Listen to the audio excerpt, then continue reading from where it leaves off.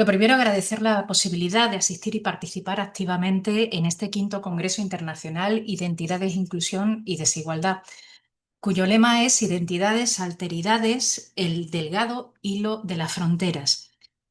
Participamos concretamente en este quinto Congreso Pilar Blanco Miguel, Alfonso Chávez Moreno, Yolanda Navarro Abal y yo, que soy Belén Ríos Vizcaíno. Vamos a participar en este evento online con una comunicación que se llama ICTIS, Movimiento Cristiano LGTBIQ+, de Andalucía, desde una perspectiva de género. Y va a estar inserto en el simposio La mirada de la sociología hacia la construcción de sociedades inclusivas. Concretamente, este quinto Congreso Internacional pues va a estar y se va a llevar a cabo, está calendarizado para el 29-30 de mayo. En España, con la entrada en vigor de la Constitución española en 1978, se garantiza la libertad ideológica, religiosa, espiritual y de culto, tal y como recoge en el artículo 16. También el asociacionismo en el artículo 22 y la participación con el artículo 24. Con esa democracia instaurada en 1978 se disuelve la constreñida simbiosis política religiosa incubada durante la dictadura franquista, que fue desde 1939 hasta 1975, la muerte del dictador Francisco Franco, y canalizada a través del nacionalcatolicismo. Garantizada la confesionalidad, se promueve el laicismo, estableciendo la separación entre las instituciones del Estado y las organizaciones religiosas, concretamente de la Iglesia Católica. La libertad deja de ser una prohibición que fue impuesta durante 4 décadas para ser un valor superior, tal y como recoge el artículo 1.1, y un derecho inherente, tal y como recoge la Constitución española en el artículo 10. Las vivencias religiosas y espirituales diferentes al catolicismo o la ausencia de las mismas dejarán de ser causa de persecución y violación de la integridad de quienes la profesaban, según el artículo 15. Con el principio de igualdad, la religión y la opinión o cualquier otra condición personal o social en la que podemos perfectamente enmarcar la diversidad sexogenérica no puede ser bajo ningún concepto una causa de discriminación. Con la proliferación del tercer sector, iniciado con la lanzadera del ordenamiento jurídico, se defiende dicha diversidad, reivindicando la consecución de los derechos humanos imprescindible para que la igualdad no sea solamente legal, sino, en este caso, real y efectiva.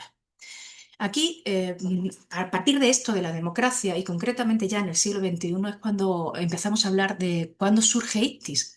En 2004 surge en Sevilla, en Andalucía, la agrupación ICTIS para personas cristianas LGTBIQ+, reflejándose como un espacio comunitario donde conjugar y compartir la diversidad afectivo-sexual, la identidad de género, con la vivencia religiosa y espiritual, asentada, eso sí, dentro de la Iglesia Católica, pero con una apertura ecuménica y además muy inclusiva. Su primera década de andadura tuvo un espacio de acogida, aunque desde la discrecionalidad, porque esto era requisito indispensable para la diócesis competente.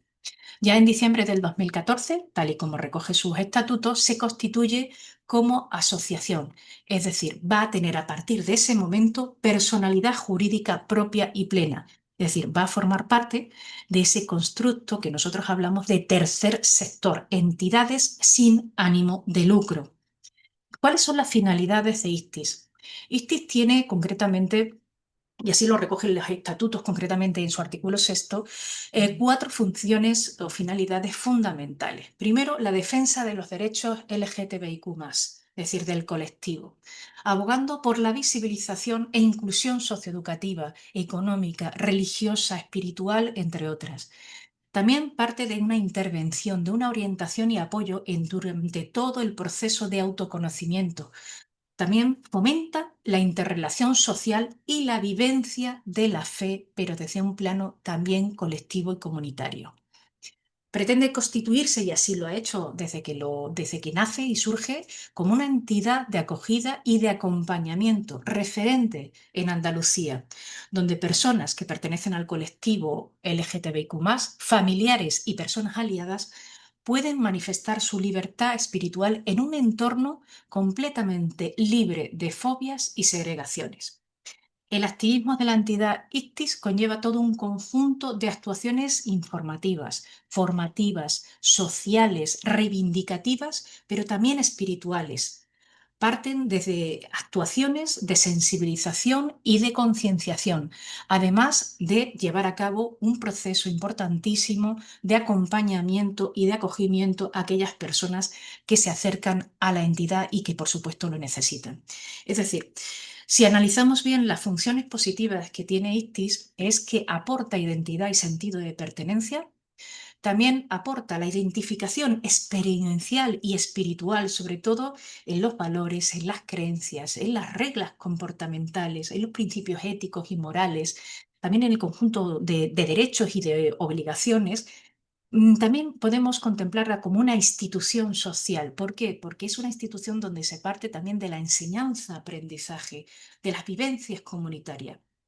Tiene una función comunicativa y socializadora y podemos entenderla como una unidad de protección, de cuidado, de seguridad psicosocial para quienes forman parte de ella o en este caso se pueden acercar. Tiene una función afectiva y de vinculación entre las personas que la conforman. También se involucran no solamente las personas LGTBIQ creyentes, sino también sus familiares, las personas allegadas, las personas que pretenden también acompañarla.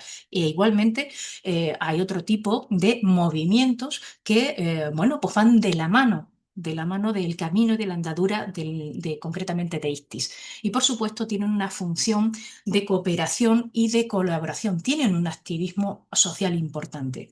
Una de las cuestiones fundamentales también que se plantea ICTIS es frenar la LGTB-fobia. La lucha contra la LGTB-fobia. ¿Por qué? Porque existe una interrelación directa entre la invisibilización de la diversidad sexogenérica y la LGTB-fobia, en sus dos vertientes, tanto la LGTB-fobia interiorizada como la LGTB-fobia exteriorizada. Esta simbiosis actúa como placas de Petri que pueden generar como mínimo, en un porcentaje significativo, el malestar biopsicosocial por exposición a qué? Pues a situaciones de vulnerabilidad, a situaciones de desprotección, incluso pudiendo llegar a conductas y a comportamientos mucho más severos. ¿Por qué? Porque esas personas pueden sufrir perfectamente situaciones muy desfavorables y nocivas para la integración personal. Lo escuchamos continuamente: violaciones, persecución, prejuicios, estigmas sociales, acoso y, por supuesto, en muchos países también el asesinato o incluso las conductas de autolesión. ¿Por qué es importante la visibilización? Bueno, pues la visibilización en este caso es imprescindible, porque la visibilización es la alternativa necesaria y urgente para el reconocimiento y la valoración positiva de la diversidad en los contextos socioculturales. Para ello es importante y prioritario que la igualdad que está recogida en los marcos normativos a nivel internacional, a nivel nacional, a nivel autonómico y completamente todas las estrategias, los planes, los programas, los proyectos sean verdaderamente reales y efectivos. Estos tienen que venir acompañados ¿de qué? Pues de actuaciones integrales, de medidas positivas y, por supuesto, de una financiación. La visibilización la contemplamos como una estrategia prioritaria, como denuncia y rebelión ante estructuras opresivas, discriminatorias y retroalimentadoras de las desigualdades.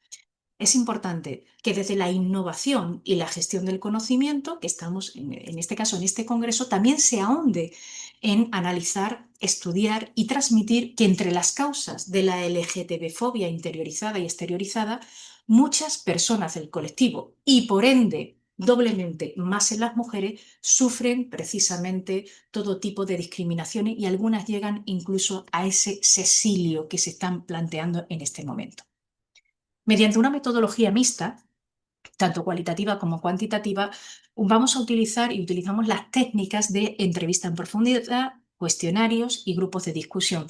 Y en este sentido, exponemos el ideario de tanto personal como comunitario de una muestra, en este caso de mujeres creyentes LGTBIQ+, integrantes y proactivas y aliadas de ICTIS.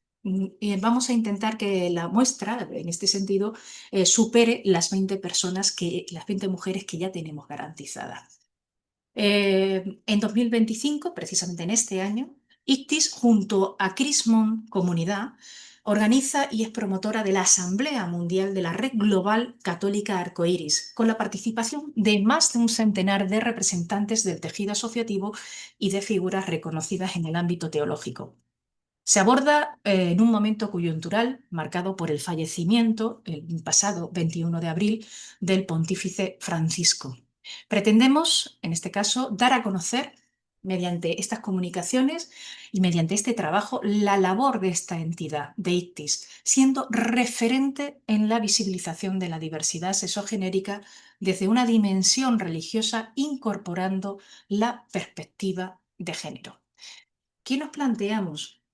Nos planteamos algunos retos y algunos desafíos que, por supuesto, consideramos que son significativos. Y son significativos, entre otras cosas, porque significa un cambio cualitativo, un progreso.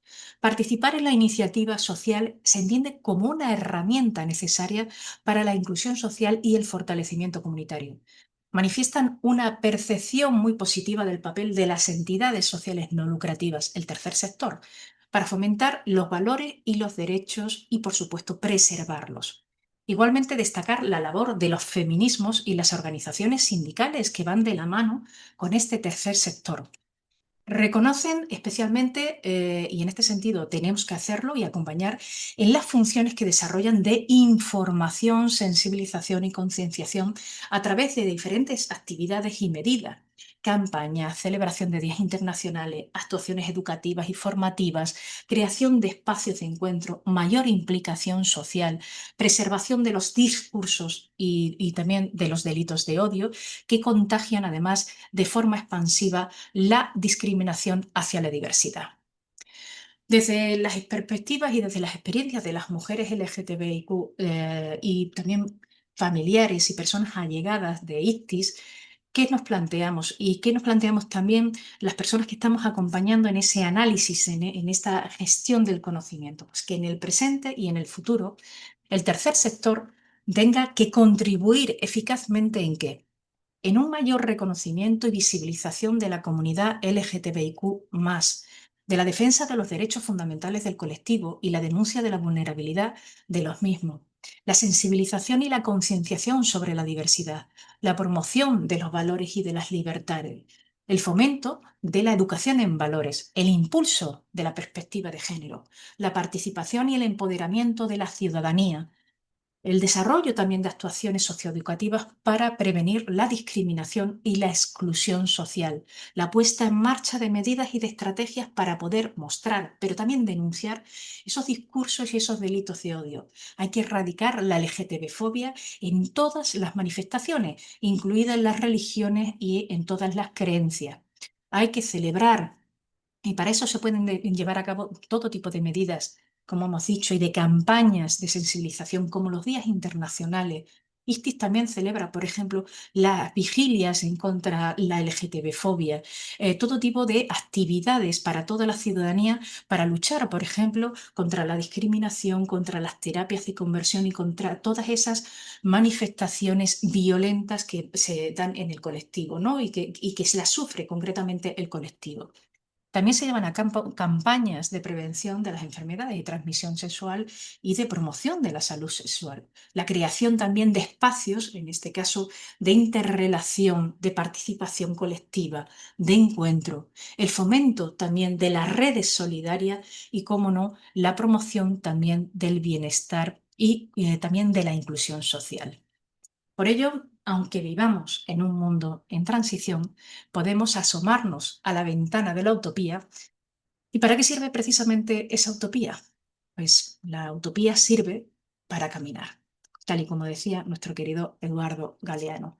Muchísimas gracias y, por supuesto, bueno, pues agradecemos enormemente esta posibilidad de participación, como hemos dicho antes, en este quinto congreso. Muchas gracias.